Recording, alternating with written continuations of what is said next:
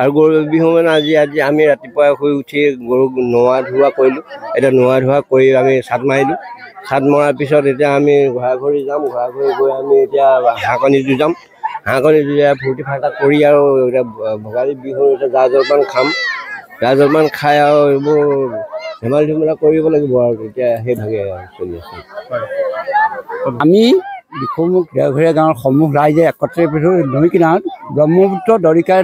দিখৌ এই সংগমস্থলীত পৰম্পৰা আমি ৰক্ষা কৰি আমি গৰুক গা ধুওঁ আৰু সেই গৰু গা ধোৱাৰ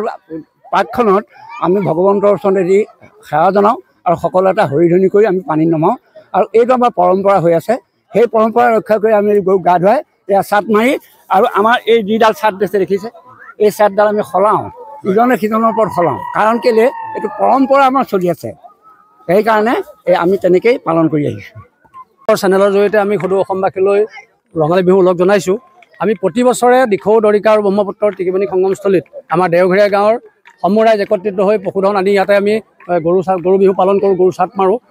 আমি আচলতে এই কৃষ্টি সংস্কৃতি ৰক্ষাৰ যিটো পৰম্পৰা এই পৰম্পৰাটো আমি প্ৰতি বছৰে আমি পালন কৰি আহিছোঁ কিন্তু এই বিগত প্ৰায় 4 বছৰৰ পৰা আপোনালোকৰ চেনেলৰ জৰিয়তে এইটোক আমাক অধিক মাত্ৰা মানে প্ৰদান কৰিছে তাৰ বাবে আপোনালোকৰ সমূহ মানে চেনেল তথা আপোনালোকৰ সাংবাদিকসকললৈ আমি বন্ধুসকললৈ আমি আন্তৰিক কৃতজ্ঞতা জ্ঞাপন কৰিছোঁ আৰু আমি এই যিটো কৃষ্টি সংস্কৃতি ৰক্ষাৰ যিটো আমাৰ সংগ্ৰাম আমাৰ যিটো কৃষ্টি সংস্কৃতি হেৰাই গৈছে আমাৰ গৰু চাট মৰা কৃষ্টি সংস্কৃতি ঘৰে ঘৰে মানুহে গৰু নোপোহা হৈছে কিন্তু আমি এই আমাৰ যিটো গৰু বিহু পালনৰ জৰিয়তে আমাৰ কৃষ্টি সংস্কৃতি ৰক্ষাৰ যিটো আমাৰ সংগ্ৰাম এই সংগ্ৰামখনত আপোনালোকে সহযোগিতা আগবঢ়াব আমাক পুনৰবাৰ আপোনালোকক আন্তৰিক কৃতজ্ঞতা জ্ঞাপন কৰিছোঁ।